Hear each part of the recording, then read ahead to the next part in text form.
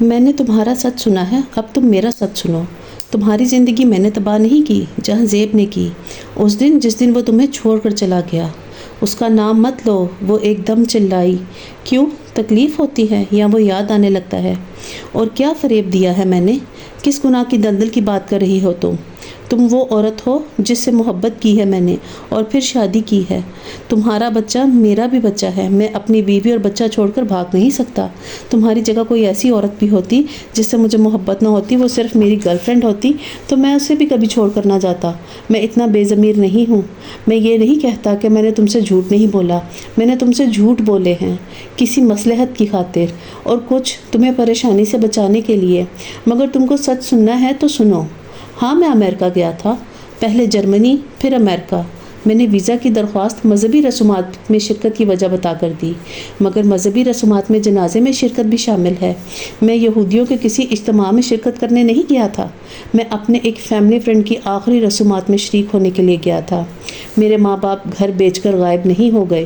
میں نے اپنے ماں باپ کو ایک دوسری جگہ گھر خرید دیا، پرانا گھر بیچ دیا۔ میں نے تم سے یہ کہا کہ آفس کے کام سے جا رہا ہوں، جبکہ میں ریزائن کر چکا تھا۔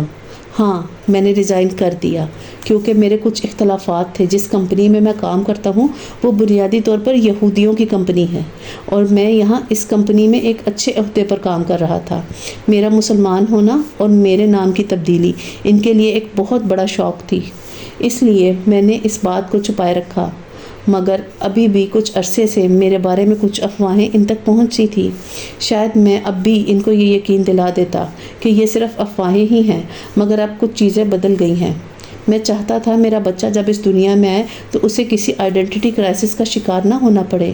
میں مسلم ہوں اور مجھے ایک مسلم کے طور پر پہچانا جائے۔ میں تمہارے اور اپنے بچے کے لیے کوئی مسائل کھڑے نہیں کرنا چاہتا تھا، کوشش کر رہا تھا ہر چیز صحیح جگہ پر آ جائے، اس لیے میں نے ریزائن کر دیا۔ وہ دم بخود اس کی باتیں سنتی رہی۔ تمہیں اس لیے نہیں بتایا کہ تم پریشان ہوگی۔ چند ہفتوں تک میرے پاسپورٹ اور دوسرے ڈاکومنٹس میں بھی تم میرا تبدیل شدہ نام اور مذہب دیکھ لو گی، کیونکہ میں اس کے لیے اپلائی کر چکا ہوں۔ اپنے سارے ڈاکومنٹس لے کر فرار نہیں ہوا، اس لیے ساتھ لے کر گیا تھا کیونکہ مجھے جاب کے لیے کچھ جگہوں پر اپلائی کرنا تھا۔ یہاں کچھ ملٹی نیشنل کمپنیز میں میری بات ہوئی، مگر مجھے انٹرویو کے لیے ان کے ہیڈ آفس ہی جانا پڑا۔ بنیادی طور پر میں اس کے لیے جرمنی اور امریکہ گیا تھا۔ بینک اکاؤنٹ اس لیے بند کروا دیا کیونکہ وہ کمپنی کی طرف سے کھلوایا گیا تھا۔ اس میں جو روپیہ تھا اس سے میں نے اپنے پیرنٹس کو جرمنی میں نسبتاً ایک بہتر جگہ پر گھر لے کر دیا۔ وہ لوگ کہیں غائب نہیں ہوئے۔ یہ سچ ہے کہ میں گھر چھوڑ رہا ہوں، گاڑی بھی کمپنی واپس لے لے گی۔ تو باہر جانے سے پہلے تمہیں فٹ پاتھ پر تو نہیں چھوڑ کر گیا؟ اس کی آواز میں تلخی تھی۔ یا تمہیں کسی نے گھر سے نکالا اور میں گھر خالی کرنے کی ڈیٹ سے پہلے واپس آ چکا ہوں؟ تمہیں اگر نہیں بتایا تو کوئی فرق نہیں پڑتا۔ تمہیں اب بھی جہاں لے کر جاؤں گا وہ اتنا ہی اچھا گھر ہوگا، اس لیے تمہیں اس کے بارے میں فکر مند ہونے کی ضرورت نہیں تھی۔ اور کس گرل فرینڈ کی بات کر رہی تھی تم؟ سمانتھا کی؟ اس کے چہرے پر اب ایک تلخ مسکراہٹ تھی۔ ہاں، وہ میرے ساتھ جرمنی ضرور گئی تھی، مگر میں اس کو لے کر بھاگا نہیں تھا۔ یہ ایک اتفاق تھا۔ اسے بھی انہی دنوں میں واپس جانا تھا۔ امید کو لگ رہا تھا کہ اس کا وجود آہستہ آہستہ سرد ہوتا جا رہا تھا۔ تم سے رابطہ ٹوٹنے کی وجہ یہ تھی کہ میں ایک حادثے کا شکار ہو گیا تھا امریکہ میں۔ سڑک پر جاتے ہوئے 2 آدمیوں نے مجھ پر حملہ کیا، میرا والیٹ لے گئے اور میرے سر کی پشت پر کوئی چیز مار دی۔ اس کے بعد کیا ہوا یہ مجھے یاد نہیں۔ ہاسپٹل میں کئی دن کے بعد مجھے ہوش آیا اور اس دوران وہ لوگ میرے بارے میں کچھ بھی نہیں جان سکے کیونکہ میرے پاس کچھ بھی نہیں تھا۔ ہوش میں آنے کے بعد بھی مجھے ٹھیک سے کچھ یاد نہیں آ رہا تھا۔ میری یادداشت ٹھیک تھی مگر میں سب کچھ بھول جاتا تھا۔ یاد کرتے کرتے نارمل ہوتے ہوتے کچھ اور دن لگ گئے۔ اس کے بعد جب میں نے رابطہ کرنے کی کوشش کی تو تم یہاں نہیں تھی۔ راولپنڈی کا نمبر میرے والیٹ میں تھا، اس لیے میں وہ بھی کھو بیٹھا تھا۔ وہاں بھی تم سے رابطہ نہیں کر سکا، مگر میں نے سوچا کہ تم یہی سمجھی ہوگی کہ میں کچھ مصروفیت کی وجہ سے تم سے رابطہ نہیں کر پایا، اس لیے مجھے کوئی پریشانی نہیں تھی۔ ہاں، یاد آیا، تم انکل کی بات کر رہی تھی۔ میں نے ان سے جھوٹ بولا تھا۔ امید، میں اپنے ماں باپ سے بہت محبت کرتا ہوں اور میں نہیں چاہتا کہ اس خبر سے انہیں تکلیف پہنچے۔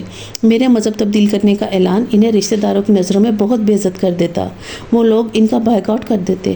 وہ میرے ساتھ صرف اس لیے کبھی نہیں رہے کیونکہ وہ بڑھاپے میں اس علاقے میں رہنا چاہتے تھے جو ہمارا آبائی علاقہ ہے، جہاں ہمارے سارے رشتہ دار ہیں۔ وہ لوگ میرے مذہب تبدیل کرنے پر ان سے بھی ناراض ہوتے، اس لیے میں نے انکل سے جھوٹ بولا، بلکہ سب سے ہی۔ مگر یہ جھوٹ میں اب نہیں بولنا چاہتا تھا کیونکہ اب میں اپنی اولاد کے بارے میں بھی سوچتا تھا۔ وہ بات کرتے کرتے جیسے کچھ تھک کر رک گیا۔ امید بے یقینی کے عالم میں اس کا چہرہ دیکھتی رہی، اس لیے میں نے انہیں سب کچھ بتا دیا۔ گھر خرید کر گفٹ کرنے کے بعد اور اس کے بعد جو 1 ہفتہ میں نے جرمنی میں گزارا وہ میری زندگی کا سب سے تکلیف دہ ہفتہ تھا۔ پہلے مجھے سمجھایا گیا، پھر ڈرایا گیا اور آخر میں مجھ سے سارے تعلقات ختم کر دیے گئے۔ میں نے اپنے ماں باپ کو مذہب کے بارے میں کبھی اتنا کٹر نہیں دیکھا تھا جتنا اس بار دیکھا۔ انہوں نے مجھے دوبارہ کبھی اپنی شکل نہ دکھانے کے لیے کہا ہے۔ اس بار واپس آتے ہوئے میں اپنی کشتیاں جلا کر آیا ہوں۔ یہ کام اتنا آسان نہیں تھا مگر میں نے ایسا کر لیا۔ اب اگر تم میرے انکل کو فون کر کے ان سے میرے بارے میں کچھ پوچھو گی تو وہ میرا نام گالیوں کے ساتھ لیں گے۔ مذہب تبدیل کرتے ہوئے مجھے لگا تھا یہ بہت آسان کام ہے، مگر یہ آسان کام نہیں تھا، خاص طور پر مجھ جیسے شخص کے لیے جو رشتوں کو بہت اہمیت دیتا ہے۔ میں اپنے ماں باپ کو یہ حقیقت بتانے کے بعد میں نے اس کا جو رویہ دیکھا، اس نے مجھے بہت کچھ سوچنے پر مجبور کیا۔ میں سوچتا تھا ان کے رشتے گنوانے کے بعد میرے پاس کیا رہا ہے، مگر پھر مجھے خیال آیا کہ میں حساب کیوں کر رہا ہوں۔ میں نے مذہب سودے بازی کی خاطر نہیں بدلا۔ جب ایک راستے پر چل پڑا ہوں تو پھر یہ کیوں سوچوں کہ میں کیا چھوڑ کر جا رہا ہوں، یا منزل پر پہنچ کر حاصل ہونے والی چیزیں ان میں چھوڑنے والی چیزوں سے زیادہ بہتر ہوں گی یا نہیں۔ کوئی بھی انسان ایک وقت میں 2 کشتیوں پر سوار نہیں ہو سکتا۔ میں یہی حماقت کر رہا تھا۔ میں نے اپنی مرضی کی ایک کشتی کا انتخاب کر لیا۔ اب اس کے بعد میں ڈوبوں یا بچ جاؤں مجھے اس کی پرواہ نہیں۔ امید کو لگ رہا تھا وہ جس کھائی میں اب گری تھی اس سے کبھی باہر نہیں آ سکتی۔ پھر جرمنی میں مجھے تمہارا اور اپنے بچے کا خیال آیا۔ میں سوچتا کہ ایسا بھی نہیں کہ میرے پاس کچھ ہے ہی نہیں۔ کچھ خونی رشتے جو مجھے چھوڑنے پڑے ہیں، ان کے بدلے میں میرے پاس 2 رشتے ہیں۔ حضرت محمد صلی اللہ علیہ وآلہ وسلم کو بھی تو ان کے سارے رشتے داروں نے چھوڑ دیا تھا، مگر پھر انہیں سب کچھ مل گیا تھا۔ وہ ایک بار پھر وہی ریفرنس دے رہا تھا جسے وہ اس کی مکاری اور فریب سمجھتی تھی۔ امید کا دل چاہا وہ ڈوب کر مر جائے۔ میری زندگی میں مذہب اتنا اچانک داخل ہوا کہ میں کچھ سمجھ نہیں سکا۔ میرا ہمیشہ یہ خیال رہا کہ میری زندگی میں کوئی کمی نہیں ہے، مگر باقاعدہ طور پر مذہب کو اپنی زندگی کا حصہ بنانے کے بعد مجھے احساس ہوا کہ میں کتنی بڑی کبھی ان کا شکار تھا۔ یہ 2 سال میری زندگی کے سب سے اچھے سال تھے، مگر آج تمہارے منہ سے یہ سب باتیں سن کر میں سوچ رہا ہوں میں کہاں کھڑا ہوں۔ میں یہ بھی سوچ رہا ہوں کہ ابھی مجھے آگے کس آزمائش سے گزرنا پڑے گا۔ ہر آسمانی مذہب انسان کو آزماتا ہے، مگر اسلام تو انسان کو کچھ اور ہی طرح سے آزماتا ہے۔ یہ ایسی آزمائشیں سامنے لے آتا ہے جو بندے کو کندن بنا دیتی ہیں یا پھر راکھ کا ڈھیر۔ پچھلے 1-1.5 ماہ سے میں ابھی بھی ایسی ہی آزمائشوں سے گزر رہا ہوں۔ کندن بننے میں مجھے بڑا وقت لگے گا، مگر مجھے فخر ہے کہ میں راکھ کا ڈھیر نہیں بنا۔ امید نے اس کے چہرے پر ایک عجیب سی مسکراہٹ دیکھی۔ جب میں بالکل مطمئن ہو چکا تھا کہ میرا کیریئر بن چکا ہے، چند ماہ تک میری پروموشن ہونے والی تھی اور پھر اپنی کمپنی کا ریجنل ہیڈ بن جاتا، میرے سامنے 2 راستے آ گئے۔ مجھے انتخاب کرنا تھا، میں نے انتخاب کر لیا، ریزائن کر دیا۔ عجیب بات ہے، مجھے کوئی پچھتاوا نہیں ہے، اور اب اتنے سالوں کے بعد ایک بار پھر مجھ سے اپنا کیریئر بنانا ہے۔ میں نے کبھی یہ نہیں سوچا تھا کہ میرے باپ مجھے اس طرح چھوڑ دیں گے۔ مجھے لگتا تھا میرا ان کے ساتھ تعلق بہت گہرا ہے، میں ان کی ناراضی برداشت نہیں کر سکتا، مگر میں نے ان کی ناراضی کی پرواہ نہیں کی۔ ایک بار پھر مجھے انتخاب کرنا پڑا۔ میں نے اپنے مذہب کو ان پر ترجیح دی، اور اب تم میرے سامنے ایک آزمائش بن کر آ کھڑی ہوئی ہو، بے یقینی اور بے اعتمادی کی۔ انتہا کے ساتھ ڈینیل ایڈیگر میرے وجود کا سایہ بن چکا ہے، یہ ساری عمر میرے ساتھ رہے گا۔ کوئی بھی شخص اپنا حال اور مستقبل تو بدل سکتا ہے، مگر ماضی نہیں بدل سکتا، میں بھی نہیں بدل سکتا، یہ ہمیشہ حقیقت ہی رہے گی۔ میں ایک یہودی کا بیٹا ہوں، میری ماں کرسچن ہے، مگر میں اس بارے میں کچھ نہیں کر سکتا۔ کیا اس حوالے سے ساری عمر مجھے گالیاں دو گی اور شک کرو گی؟ تم تو شادی سے پہلے ہی جانتی تھی کہ میں یہودی ہوں۔ میری نسل کی خصوصیات کے بارے میں تم نے تب کیوں نہیں سوچا؟ اس کے پاس ایمان کے سوال کا جواب نہیں تھا۔ اس کے پاس شاید اب کسی بھی سوال کا جواب نہیں تھا۔ میری چند ہفتے کی غیر موجودگی میں تم نے میرے خلاف اس طرح ثبوت اکٹھے کیے جیسے میں کوئی بہت خطرناک مجرم تھا، جس سے جتنی جلدی چھٹکارا پا لیا جاتا اتنا ہی بہتر ہوتا۔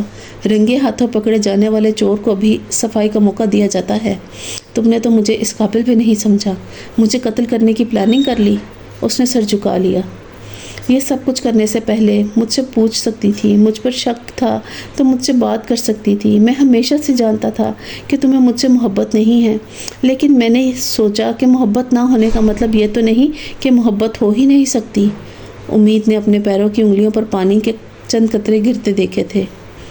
میرا خیال تھا کچھ وقت گزرے گا تو پھر تم مجھ سے محبت کرنے لگو گی۔ میری محبت، میری توجہ، میرا احسار، میری قربانیاں تمہارا دل جیت لیں گی۔ تم میری پرواہ کرنے پر مجبور ہو جاؤ گی، کوئی فلم ہو، ناول ہو، ڈرامہ ہو یا پھر حقیقی زندگی، ان سب میں ایسا ہی ہوتا ہے، مگر میرے ساتھ ایسا نہیں ہوا۔ مجھے یہ غلط فہمی تھی کہ جہاں زیب تمہاری زندگی کا ایک ایسا باب تھا جسے تم بند کر چکی ہو۔ میں یہ نہیں جانتا تھا کہ تم نے اسے ہمیشہ اپنے اور میرے درمیان رکھا۔ تم نے اس شخص کو کبھی زندگی سے جانے ہی نہیں دیا۔ اس نے اپنی مٹھیاں بھینچ لیں۔ ہاتھوں کی لرزش کو چھپانے کا کوئی دوسرا نیا طریقہ نہیں تھا۔ ایمان کے لہجے میں جھلکتا ملال اس کے پورے وجود کو لرزا رہا تھا۔ تمہیں پتہ ہے امید، اس شخص نے تمہارے ساتھ کیا کیا؟ اس نے تمہارے اندر بے یقینی کا ایک بیج بو دیا اور تم نے اس بیج کو سینچ کر درخت بنا دیا۔ اس بے یقینی اور بے اعتماد کا یہ درخت اتنا ترابر ہو چکا ہے کہ تم چاہو بھی تو اسے نہیں کاٹ سکتی۔ اس نے اپنی آنکھیں بند کر لی۔ وہ نہیں جانتی تھی ایمان بھی کبھی اس سے یہ سب کہہ سکتا ہے۔ کوئی شخص اپنی بند مٹھیوں میں دھول لے کر آتا ہے اور آپ کی آنکھوں میں دھول پھینک کر چلا جاتا ہے، تو اس کا مطلب یہ نہیں کہ ہر شخص کی بند مٹھی میں دھول ہی ہو جس سے بچنے کے لیے آپ کو اپنی آنکھیں بند کرنا پڑے۔ کم از کم میری مٹھیوں میں تمہارے لیے کوئی دھول نہیں۔ وہ اسے اپنے ہاتھ دکھا رہا تھا۔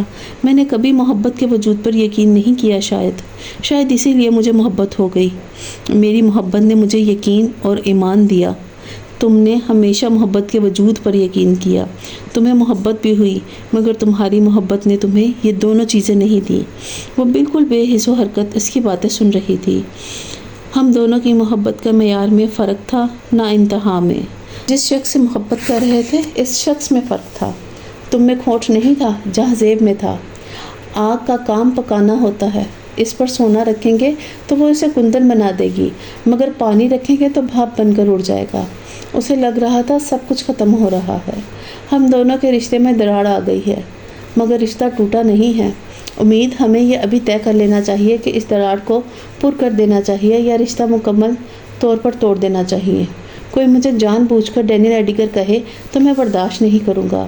ڈینیل ایڈیگر سے ایمان علی بننے تک کے سفر کا بہت لمبا سفر، بہت کچھ چھوڑا میں نے۔ جس شخص کو میری اس شناخت پر یقین نہیں، مجھے اس کے ساتھ زندگی نہیں گزارنی۔ اس کے لہجے میں قطعیت تھی۔ تمہیں چھوڑتے ہوئے مجھے بہت تکلیف ہوگی، اس سے کہیں زیادہ تکلیف جتنی اب مجھے اپنے ماں باپ کو چھوڑتے ہوئے ہوئی، مگر اب میں کسی کسوٹی پر پرکھا جانا چاہتا نہیں اور بار بار لوگوں کو وضاحتیں پیش بھی نہیں کر سکتا۔ یقین دلا سکتا ہوں کہ میں واقعی مسلمان ہوں۔ میں کسی کو یہ یقین دلانا بھی نہیں چاہتا۔ میں نے لوگوں کے لیے اسلام قبول نہیں کیا، یہ کام میں نے اللہ کے لیے کیا ہے۔ میری نیت کو جانچنے کا اختیار صرف اسے ہے، کسی دوسرے کو نہیں، تمہیں بھی نہیں۔ وہ اس کی طرف انگلی اٹھائے ہوئے کہہ رہا تھا، اگر تمہیں مجھ پر اعتبار نہیں یا یہ شبہ ہے کہ میں ابھی مسلمان نہیں ہوں تو پھر تمہیں مجھ کو چھوڑ دینا چاہیے، مجھ سے الگ ہو جانا چاہیے۔ اس کی آواز میں شکستگی تھی۔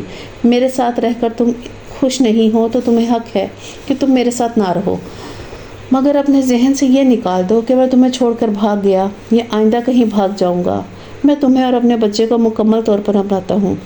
تم میرے بچے کو اپنے پاس رکھ سکتی ہو، میں تم دونوں کی ذمہ داری لیتا ہوں۔ جب تک بچے کو اپنے پاس رکھنا چاہو رکھ سکتی ہو، اگر دوسری شادی کرنا چاہو تو بچے کو پاس نہ رکھنا میں اسے لے جاؤں گا۔ ابھی میں پاکستان میں ہی ہوں، جتنا عرصہ یہاں رہوں گا میں تم سے رابطے میں رہوں گا۔ اگر واپس کہیں اور جانا پڑا تب بھی تم لوگوں کے اخراجات پورے کرتا رہوں گا۔ اس کے بدلے میں یہ ضرور چاہوں گا کہ تم اپنے بچے سے مجھے ملتے رہنے دو۔ اسے شاید پہلی بار اپنی کن پٹیوں سے بہنے والے خون کا احساس ہوا تھا۔ اپنے زخم کو اس نے ہاتھ سے چھوا اور پھر انگلیوں پر لگے ہوئے خون کو دیکھا۔ سر اٹھا کر اس نے امید کو دیکھا۔ شاید وہ کچھ اور کہنا چاہتا تھا، مگر وہ کچھ اور کہنے کے بجائے اسٹڈی ٹیبل کی طرف بڑھ گیا۔ دراز کھول کر اس نے کچھ نکالا تھا اور پھر امید کی طرف اچھال دیا۔ امید نے اپنے پیروں میں گرنے والی اس چیز کو دیکھا اور ہونٹ بھینچ لیے۔ وہ ریوالور کی گولیاں تھیں۔ مجھے اگر ایک لمحے کے لیے بھی یہ خیال آ جاتا کہ یہ ریوالور تم نے یہاں مجھے مارنے کے لیے رکھا ہے تو میں کبھی اس میں سے گولیاں نہ نکالتا۔ موت تمہارے منہ سے نکلنے والے لفظوں سے زیادہ تکلیف دہ نہیں ہو سکتی تھی۔ وہ زمین میں دھستی جا رہی تھی۔ مجھے تم سے اس قدر محبت ہے امید کہ تمہیں اتنی لمبی چوڑی پلاننگ کرنے کی ضرورت نہیں تھی۔ چوکیدار کو بھیجنا، ریوالور کو چھپانا، ملازم کو غائب کرنا۔ وہ اس عجیب سے انداز میں ہنسا۔ تم جب چاہتی کہ میرے سامنے کھڑے ہو کر مجھے مار سکتی تھی، میں کبھی تمہارا ہاتھ نہ پکڑتا، تمہیں کوئی نقصان نہ پہنچاتا۔ چاہو تو آزما کر دیکھ لو۔ وہ کچھ دیر اس کے سامنے جیسے منتظر سا کھڑا رہا، یوں جیسے اسی نے یہی کرنے کی دعوت دے رہا ہو اسے۔ وہ ہل نہیں سکی تھی۔ وہ تھکے تھکے انداز میں اسٹڈی کے دروازے کی طرف بڑھ گیا۔ امید نے دروازہ کھلنے کی آواز سنی، مگر وہ اسٹڈی سے نکلنے کے بجائے وہیں رک گیا۔ اگر تم پچھتا رہی ہو تو مت پچھتاؤ، میں تمہیں اس سب کے لیے معاف کرتا ہوں، مجھے تم سے کوئی شکایت نہیں ہے۔ اسٹڈی کا دروازہ بند ہو گیا۔ وہ اسٹڈی سے نکل کر کچن میں آ گیا۔ فریج کھول کر اس نے پانی کی بوتل نکالی اور ڈائننگ ٹیبل پر آ کر بیٹھ گیا۔ گلاس میں پانی ڈال کر اس نے پانی کے گھونٹ پیے۔ سر میں کچھ دیر پہلے لگنے والے زخم کی تکلیف کا احساس اسے اب ہو رہا تھا، مگر اس میں اتنی ہمت نہیں رہی تھی کہ وہ اٹھ کر اپنے زخم کو صاف کر کے بینڈیج کرنے کی کوشش کرتا۔ وہ دونوں ہاتھوں کی انگلیوں کو آپس میں پھنسائے کوہنیاں ٹیبل پر رکھے سامنے پڑے ہوئے گلاس کو دیکھتا جا رہا تھا۔ کچھ دیر پہلے ہونے والے واقعات اسے ایک خواب کی طرح لگ رہے تھے، مگر وہ جانتا تھا کہ وہ سب خواب نہیں تھا۔ وہ جیسے دنیا کے آخری سرے پر آ کھڑا ہو گیا تھا۔ واپس جانے کا راستہ وہ بھول چکا تھا۔ آگے قدم بڑھانے پر پیر کے نیچے زمین آئے گی، خلا آئے گا یا پھر پانی، وہ نہیں جانتا تھا۔ کیا میں اب اس طرح اکیلا رہ سکتا ہوں جس طرح امید کے آنے سے پہلے رہتا تھا؟ اسے اپنی آنکھوں میں پہلی بار نمی ابھرتی محسوس ہوئی۔ ہونٹ بھینچ کر اس نے خود پر قابو پانے کی کوشش کی تھی۔ تھکن کا احساس کچھ اور بڑھ گیا تھا۔ اس نے پیچھے ہٹ کر اپنی پشت کرسی سے ٹکا کر آنکھیں بند کر لی۔ ڈائننگ ٹیبل کے اوپر لٹکنے والے لیمپ کی روشنی میں ڈائننگ ٹیبل کے ایک کرسی پر بیٹھے ہوئے ایمان کے علاوہ ہر چیز دھندلی نظر آ رہی تھی۔ اس کا وجود اس روشنی میں بے حس و حرکت نظر آ رہا تھا۔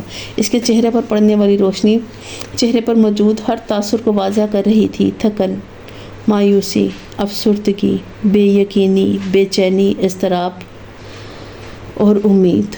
وہاں کیا تھا؟ وہاں کیا نہیں تھا؟